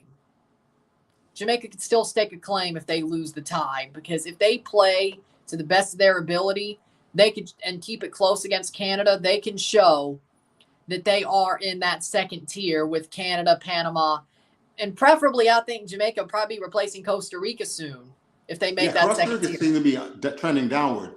Costa Rica is definitely seems to be trending downward. Now, let me ask you a question. What does Canada have to do to win this match? I'll be right back. For me, what Canada needs to do to win this match is be very well drilled defensively. They have to be well drilled defensively. Kamal Miller has to have the game of his life, I think. Steven Vittoria has to have a little bit of a throwback. Steven Eustachio has to have his form, which he has his form, but act like it's World Cup 2022 qualification and just boss that midfield. And David, the forward players, Lorea, they have to be able to play the ball forward as well as the center backs and defense. But Canada, it's a team effort pretty much. Canada has to play perfect in every position. They have to play perfect in every position to win this tie, because this will not be easy. If they want to win, they have to be perfect. They have to be on the ball. They have to read the game perfectly. They have to play the ball forward perfectly. They have to do everything perfect. There is no way they win this tie half-ass. I can't say it better than that. They cannot win this tie half-ass, even 3/4. They have to be perfect. So basically, it's in the macro, they have to be perfect. Perfect is the answer for Canada. If they're not perfect, they lose. Simple as. Defensively, they have to be well drilled, well equal. The line has to be together. The midfield has to be a metronome. The forwards have to score. If they're not playing a perfect game, they're losing the tie. Simple as. They have to be perfect. They can't play half-ass. They can't play 3/4 ass. They have to play a full game and have to be perfect. That's the best. All right. Thank you. Okay. Once again, you're watching Ryan LFC, Elite Sports TV. David Coach DaCosta along with Ryan Henderson coming to you. I'm in Atlanta, Georgia. And of course, where are you again? St. Louis. St. Louis, Missouri. It's Missouri, right? Or I'm in Illinois, but I'm 15 minutes away from St. Louis. It's just okay, yes, the closest largest city. Okay, good. So you claim in St. Louis. They had pretty good. They put together a nice little MLS team. Yeah, and then they lost in the first round. Yeah, well, see, people don't understand that. That happened. Same thing happened with Atlanta United. Back then, we had Miguel Almiron and Hito Villalba. We had these, all these incredible players and things like that. You have to learn how in football. You have to learn how to win matches in different ways. Exactly. And that comes with experience. You know how to chase the match. You're down 1-0, how to expend resources and take chances to try to get the equalizer goal. Or you're killing off a game, you're up 1-0, and you have to learn how to win matches in different ways on the road, in this environment, in bad weather and good weather, in the dome. And that comes with a team learning how to win. And with a young team, they're talented. When the pressure, they're just not experiencing those moments. Exactly, because St. Louis is basically, this year was a one-trick pony. If they didn't get down your throat early in the first half or even in the second half, they were going to lose. if they made you make early mistakes and made you pay, they were going to win the game. If they didn't do that, because I watched a lot of it, to me, they had to make the other team make mistakes. And it was either early in the first half or early in the second half to set a tone, because sometimes they were a second half team. But it was when when a team made a mistake against them, they made them pay. They set the tone by the mistake, making the team pay for the mistake. Kansas City didn't let that happen. And that's why St. Louis lost, because St. Louis couldn't come from behind, especially as deep in a hole they were. So I'm not surprised, but maybe this teaches them to be a little bit more with Carnell. They figure out a way to be a bit more pragmatic. They can find a way to win from behind, or find a way to be more than just basically run roughshod on somebody. Because if you're not running roughshod on anybody, that's how they lost. They didn't win. All right. Somebody in the comment section, please tell me what the weather forecast for like in Jamaica on Friday, match day. What will the weather be like? How hot will it be? Because I watched the match. Who was it? And everybody's uniform was drenched. That was back in October of 20. If we're talking about Canada, I'm talking about Jamaican Premier League. Oh, over this Sunday, I was watching a match on the Sportsmax TV there, and the uniforms were just drenched. Oh my goodness, humidity must be something, because that might take a toll. If that much water, losing that much water. Oh yeah, that's not going to be great. But I'm guaranteed. But either side, because you made a point that all our guys are playing in Europe too. It's going to be hot. I can tell you that much. Like, it could be with the tropical disturbance that's going on in the Caribbean Sea. Friday, it's probably going to be passed by then, but it could be very rainy over the next couple of days. I know there's a tropical disturbance percolating down in the Caribbean Sea near Central America that's going up the way of Jamaica and Puerto Rico and all that. I know what happens if it rains? As long as there's no thunder, they'll play. Well, we know that. But Jamaica's a hurricane corridor still enough. Well, let's just pull up the weather, and people hold me for. I would think that tropical disturbance, with where it is, it should be passed by Friday. Yeah. As Mr. Hurricane expert over here, I also love tracking hurricanes, so that's why I would know. Okay. Ryan LFC, come out from under your bed. Where's Ryan? I haven't seen him for a minute. Okay, right now in Kingston it's 86 degrees. Ooh. Right now. And that's hot. That's hot. Friday, thunderstorms. There it is. So I guess that is the disturbance. It could be a storm. It says, okay. In the daytime, it's cloudy with 100% chance for rain and thunderstorms. High temperatures around 80 degrees. Dew point will be around 76 Fahrenheit, and an average humidity of 91%. Winds will be at 14 miles an hour. And then at nighttime, mostly cloudy with a 90% chance for rain and thunderstorm. I'm sorry I asked about the weather. Low temperature around 76 degrees. So it won't be, because of the rain, won't be as hot. But the humidity still be there. The humidity still be there. My goodness. And then Saturday, it's more rain, but not thunderstorms. So, wow, might be an interesting thing on Friday, according to the weather forecast. Depending on, it may get pushed. I don't know. What's that? I said it could get pushed by what you're saying. Hey, well, see, the thing is, you can't push it too far because you have another match on Tuesday. Well, that's true. I mean, they probably have to somehow get it in, hopefully.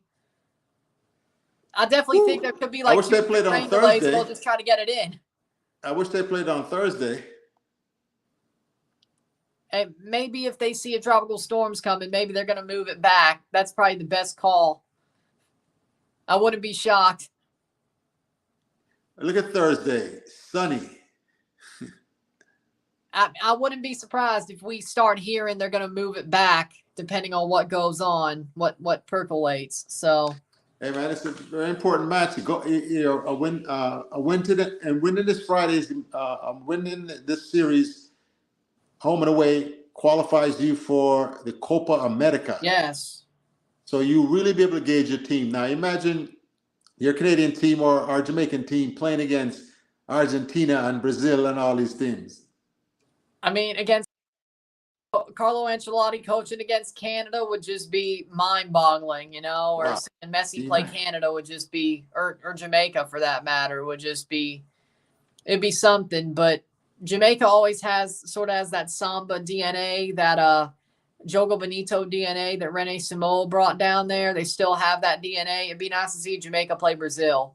I think that'd be a very tasty game. Oh wow. If you don't know the historic connection that Brazil had with most Jamaicans, that was their favorite team because Pele was Jamaica's favorite player, you know, and things like that. So it's always been a lifelong connection with the Brazilian and then Brazilian style and way of play, you know.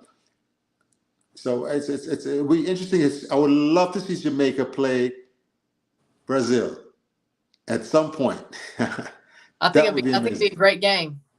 And especially Jamaica might have a chance because Neymar won't be there, sadly. Oh, really?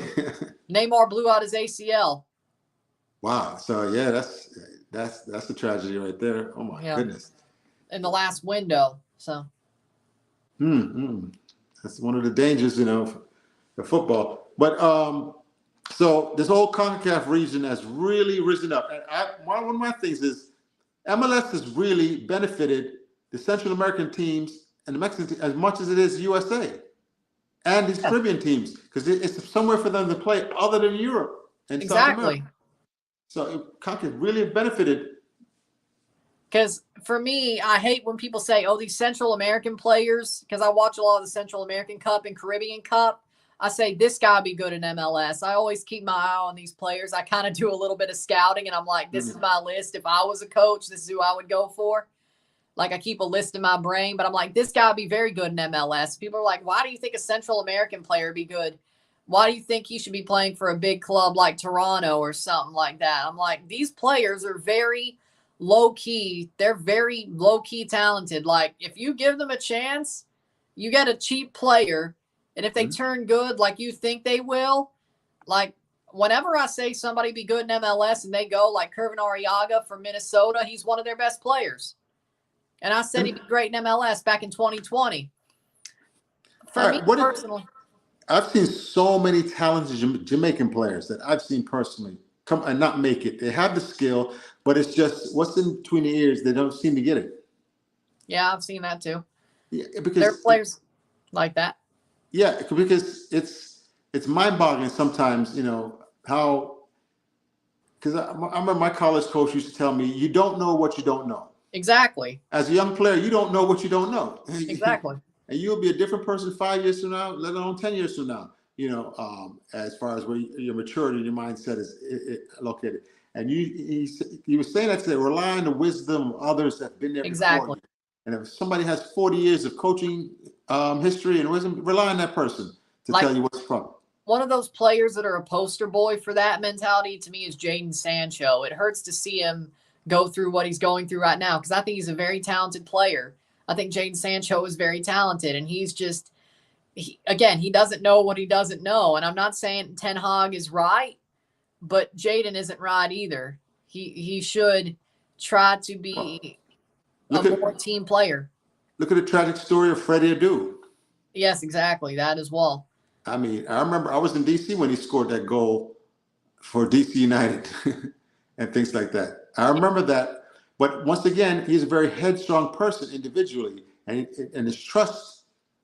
See, I believe every relationship is based on trust. Exactly. You and your wife, you and your kids, you and your parents, you and your this, you and your players. Yes. And so a lot of times when I first take over a new team, and there was a team here in Atlanta I started coaching, they came and got me during the pandemic, St. Pius X Catholic High School, one of our top schools in Georgia and in the nation. You know, yes. They've won national championship in soccer, you know, and they came and got me to train their team. It was during the pandemic, and they just changed over coaches, and they saw I was back coaching again because I stopped coaching in 2014. But when Athletic found out I was coaching again, he came and got me, and first thing we had to do, these kids the trust fall exercises. Yeah, the trust fall, yes. Yeah, and every other kid was stepping, they didn't trust and things like that. I said, you know, and I caught every last one of them. Then I had one or two of them catch me. I told them I'd do the one, you know. But I said, and then had them do it with each other. So first of all, first thing, you have to trust each other. Exactly. Because you have to play the ultimate team sport, and you have to play together, play for each other, play with each other, and be able to anticipate and know what the other person's going to do even before they do it. You understand that? Exactly. And I remember, because when I watched American football, and the wide receiver goes down, everybody thinks the wide receiver is going out and run a pattern. As changes happen, if the safety moves here, then you got to cut in. The safety moves that way, cut back out. Exactly. Both are reading the same place. Sometimes they see the quarterback just throw the ball right to the person, the defender. They say, "What is he doing?" The receiver cut the wrong way. Exactly. He read it wrong and didn't do the thing. So the quarterback looked like an idiot now, but no, the receiver went the wrong way or something like, because they weren't on the same page. Read it well.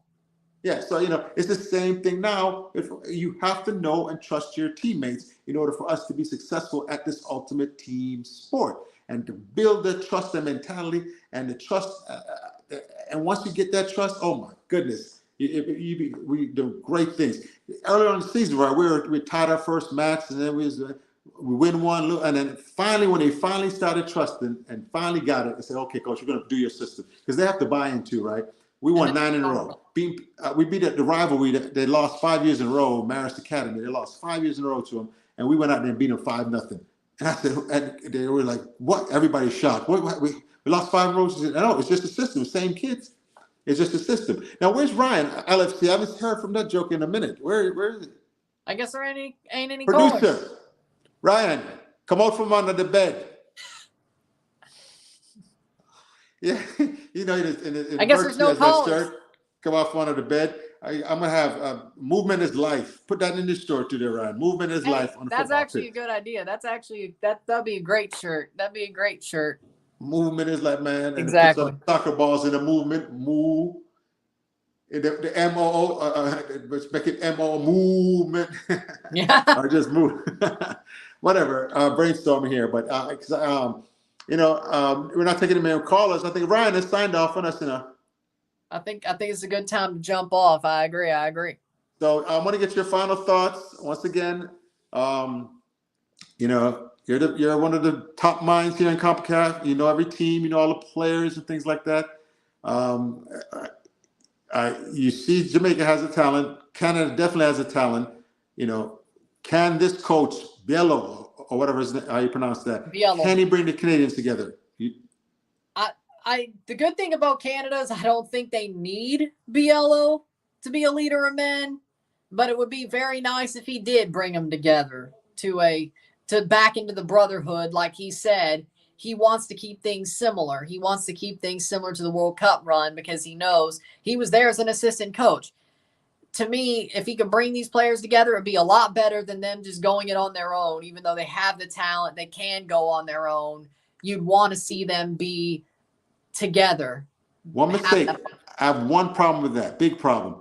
As a coach who's coached many years, right? I remember I coached the high school team, right? And we went to the semifinals of the state tournament the year before, right? We returned 9 starters, right? Everybody said, "Oh, you guys are winning this year, no matter what." Guess what? We had to start over from scratch. Each year, season team, you have to start over from scratch and build that team as an individual entity. Exactly. You cannot pick up from where you were last year, because guess what? The kids change. Not only do they grow, but the expectation grow. That 10th grader that was okay coming off the bench, getting these kind of minutes, or somebody get injured, and we're getting these minutes, was happy with that. But now he's a junior and he's looking for a scholarship. He wants to start, even though it may not be as good. So now all of a sudden, the cohesion that you had and that chemistry you had is gone, and you as a coach now have to rebuild it. Exactly. And guess what? You have to start from scratch. So Biello might be making a mistake by saying you just want to keep things going. No, you have to put your stamp, your stamp on this team, and you build it and make that your team, Biello, if you want to be successful. But sometimes too much change can hurt you because, again, we'll use another college football reference here because it's on my mind.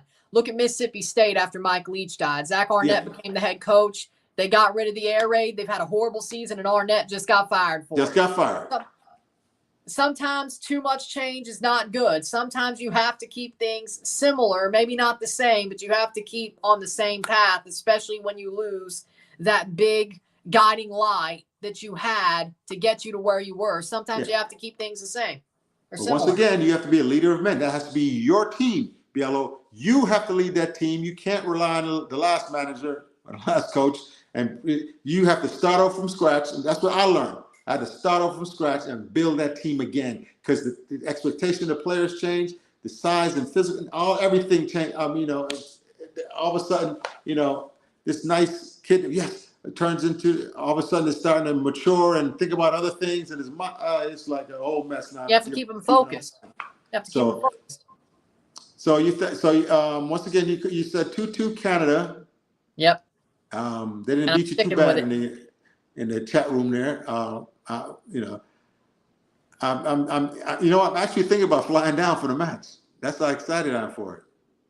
I wouldn't blame you. You probably should. But with all this rain, oh man. Yeah, that could change things though. So. Yeah, that rain. I'm gonna go out there standing in the rain. I got to get a VIP that's what box. a poncho's for, though. Yeah, but we got to go get a poncho. They got a little coverage area in the national stadium. Yeah. And things like that. Well, anyway, man, guys, make sure to hit the like button, subscribe so you get more content like this. Once again, Coach DaCosta, Ryan Henderson, in for Ryan LFC, Elite Sports Media, right here, Reggae Boys Podcast, all the latest on the Reggae Boys. And now the Canadian Boys. What's the Canadians' national? What's their nickname? Les Rouges. Les Rouges, red, Les the red, Rouges. The Reds, Les Rouges. Is that like the red or the Reds? The Reds. But the Reds is TFC. Les Rouges is Canada because you have the French influence. So that's the way I do it. Okay. Well, yeah. Well, hey. So we're gonna see. So what's the national dish up there in Canada? The national stadium, BMO Field. No, I said national dish. National dish, poutine. Poutine? Poutine, I guess. I'm we'll thinking, go with poutine. Please explain to the Jamaicans what poutine is. What kind of creature of poutine is? It's fries with gravy and cheese curds. I mean, it's good, but I would say that gotta have cheese on it. There's a lot in Canada. There's a lot of Italian influence, and I'd rather, I'd rather focus on that. But everybody knows poutine, or at least heard of it. So that's a national dish. I thought you just said moose steaks. We got moose steaks up here. Yeah, actually that may be good. I would like to try that, but I haven't tried venison either. So I like beef, I like chicken, I like pork, but I haven't tried venison or bison or moose. But it can't be that much different, can it? Hey, listen, I've been at Ted Montana Grill. They serve bison steak. Tastes just like a cow to me. Good. Everybody else, it's leaner and it's this and it's that. I said, it just tastes like a piece of steak. I mean, they like to sell it as something different, but it really isn't it? Yeah, I mean, it is what it is. So, like I said, and now for Jamaica, Jamaica's going to win if they do what? If Jamaica makes Canada pay, if that forward line is firing and that midfield gets the ball to those three forwards and Leon Bailey shows that he can put this team on his back like he has the past couple of windows, I think that is because Damari Gray's in there and there's more players that can help him lead. It leaves Leon Bailey a bit more open to have better opportunities. But if Leon Bailey puts his team on his back and Damari Gray performs like he's been performing, Jamaica's going to make Canada pay. That forward line has to be firing. That forward line has to be on business, so to speak. That forward line has to stand on business. And if that forward line stands on business, Jamaica's going to win this game. Wow. See, for me, it's Mikel Antonio. His unselfish play, his willingness to do the dirty work. I call him the Dennis Rodman of Jamaican. I like that. When Dennis Rodman was playing for the Chicago Bulls, and even before with Detroit, he did all the dirty work. When you have 25 rebounds and defend every position from 1 to 5 and do all the dirty work and don't call a play for him, he's just energy and everything. And sets everybody up. It just does all the dirty work and things that's like what that. opened it up. Unselfishly, that running that he does, the work that Mikel Antonio does, because Leon Bailey and Damari Gray, they're going to be greedy enough. Exactly. So if one person being unselfish, the chances will come for them. So once again, Ryan, go ahead. Sometimes if you're in the right position, being selfish might be the right decision, but it depends on where you are. Sometimes you have to be selfish. Well, once again, man, I'm getting tired now, Mr. Ryan. So for Ryan LFC, speak of the devil. Come out from under the bed. Come out from under the bed, Ryan.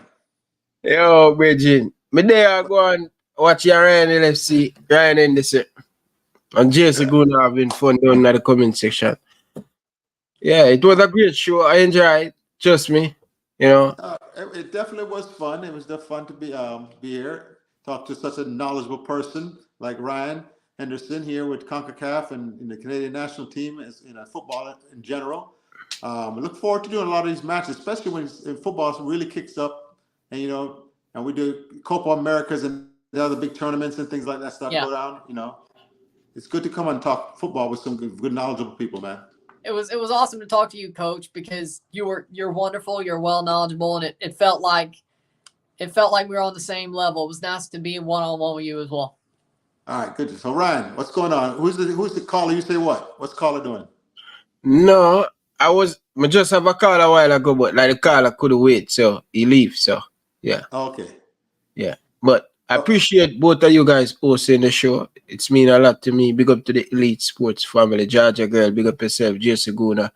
Big up to everybody down in the comment section. But I don't think you guys want to hear from me every night. So looking forward. So hopefully you guys can have a full female guest tomorrow. Oh, that'd be interesting. So the Ryan LFC Elite Sports Media Empire begins to grow. Boy, I'm trying to tell you, sky's the limit, man. Sky's the limit. I love to see it. I've been working with this guy since day one, or pretty much day one. So I'm happy to see it grow like it is. Yeah, I told him he can go to another level, because he has the audience, especially in Jamaica. His voice is very strong in Jamaica. Everybody tunes in and listen to what Ryan LFC has to say about the topic and the situation, because he's always right on top of it. I don't know where he get his sources from. I'm not plugged into Jamaica like he is, but he always is always first with the news, especially when it comes to Jamaican football. So Ryan, that's not what I said, Jason. Just so you know, that's not what I said. I just thought I just liked how different it was.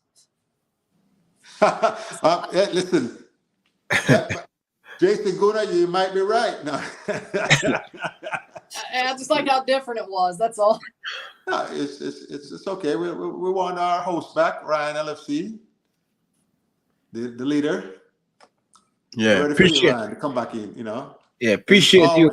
When you moderating, it's really fun. Oh, me? You learn how to keep control of the situation. Yeah.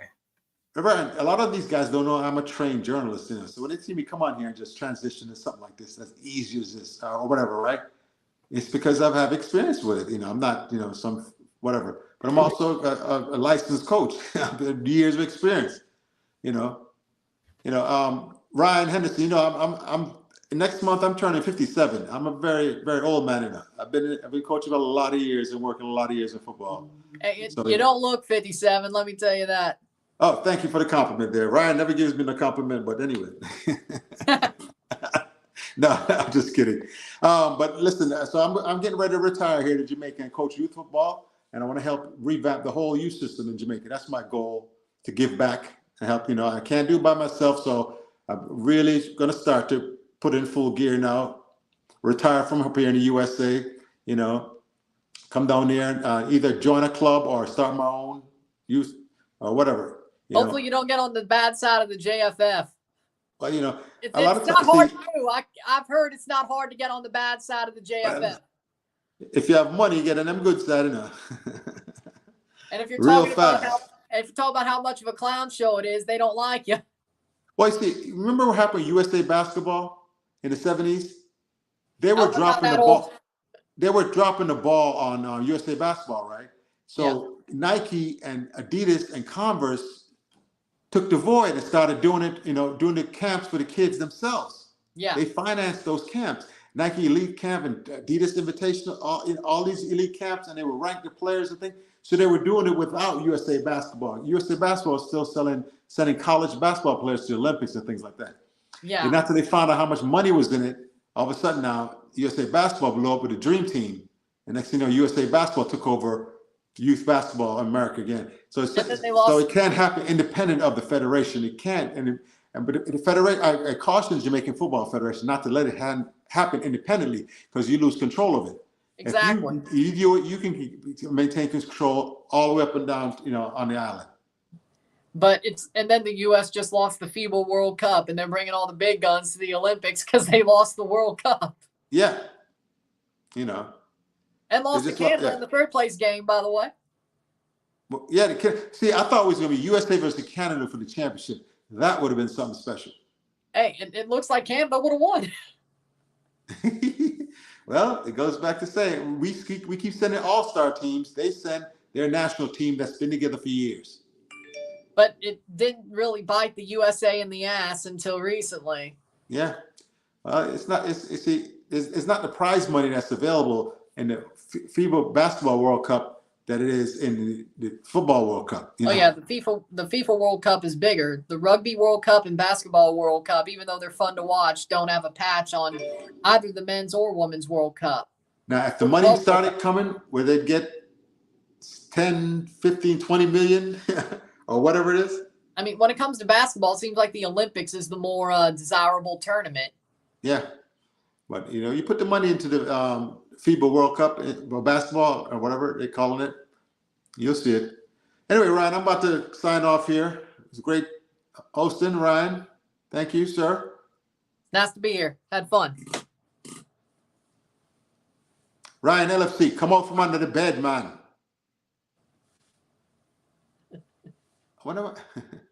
Ryan, we're trying to say good night.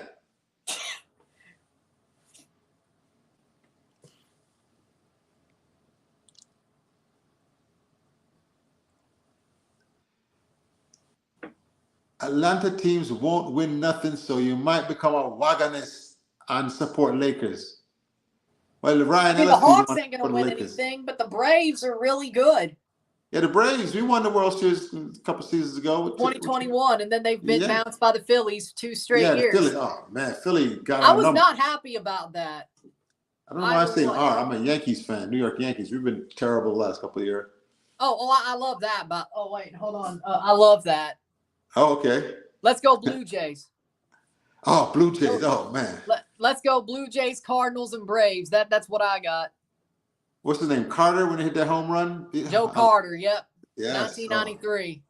See, we're talking baseball and a football podcast. Boy, they're going to jump from this room so fast. Hey, my channel goes everywhere, so it is what it is. We hit college football, basketball, association football, and baseball. Jamaica have a bunch of shutters who can score, not just our strikers. Okay. I mean, I agree. Amari Campbell, good job, guys. Thank you, Marlon Scott. Biscuit Bandit, this football show, I'm sorry. I'm sorry. I knew they're going to do that. We were waiting on the host, Ryan, to come back, but I know what happened to Ryan. Hey, we're just trying to say goodnight, but we're stalling for time. That's all. Ryan, come on from under the bed. Come on. Anyway, what is this? Mike Leach and Joe Carter on Elite Sports TV. This is unbelievable. If only me would bring that up. Broadening the horizons. Oh, you mean?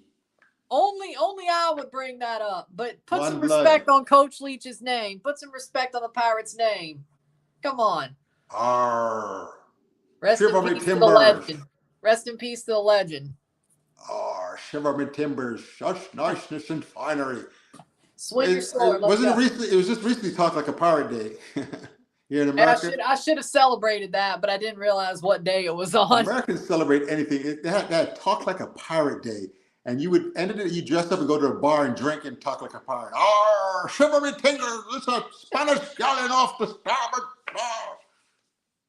That's my best. I think I would have pirate accent or whatever. Yeah, I mean, it was. Ryan sleeping. I think he's under the bed. Yes, I might be the only one here to get those references. Jason Gunner. Wow, that's crazy, man. I mean, I always kind of want to be looked at as the association football Mike Leach. That's my goal. Well, we still have 216 people watching in the show. Somebody's interested in something. Yeah. You know. What can we expect from Oh, Ryan's back. You got to be back. Because somebody just put up a caption. Coach Karume, we can expect Canada to either play the best game they have in a while or absolutely go sideways. That's my expectation. I want to be hopeful, but there's a part of me that's like, hey, I'm going to be realistic, but I'm not going to completely stand by it, but I wouldn't be surprised when it happens. It's either going to go sideways or they're going to play the best game they have since Herdman left, or since the Nations League, I should say. It's going to be something, but either way, I don't know. I'm not sure of what to expect. Just it's going to be one of the two extremes. That's what. Speaking of references, are the Canadians mutters? Are the Canadians mutters? M-U-D-D-E-R-S, mutters. Like, is that a horse racing reference? Horse racing term. You got it. Remember, on a dry track, some horses are faster. On a wet track, that's muddy. Exactly. So if the calls for rain Friday, are they mutters? Because when that pitch in Jamaica gets wet, it's over. I think they're more snowmen than mutters. The abominable snowman, the Bigfoot, the Yeti. But then again, I guess snow would make the pitch wet too, so I guess they could be mutters too. You know, so, well, I mean, but it could be an important point. Can you play in adverse field conditions? Do you have those kind of players that are used to that? If you're not used to doing that, I'm trying to tell you. Yeah, exactly. I'm surprised we brought up horse racing. I'm surprised we brought up horse racing too, because there was a time I used to go to the track a lot when I was like in my late elementary, early middle school years. I used to watch horse racing a lot. I still love the sport, but I haven't been to the track in a while. But I know how to pick a winner. I can tell you that much. I remember there was a racetrack in Jamaica and a cricket pitch in Jamaica, and I got them mixed up one day, and they got me good. One is Caymanas Park, and one is Sabina Park. Sabina Park is a cricket pitch, and Caymanas Park is a horse race. And I said the football match is being played at, they got me good. Don't they play football in Sabina Park too? Yeah, they play football in Sabina, but I said Caymanas Park, which is a racetrack, by mistake. I'm not. I don't grow in Jamaica, so I don't know Jamaica like that. They got me. Oh, it killed me in the comment section. Like, there's a lot. There's a couple of field names I recognize in Jamaica. Sabina Park's one of them. I'm like, yeah, that sounds familiar.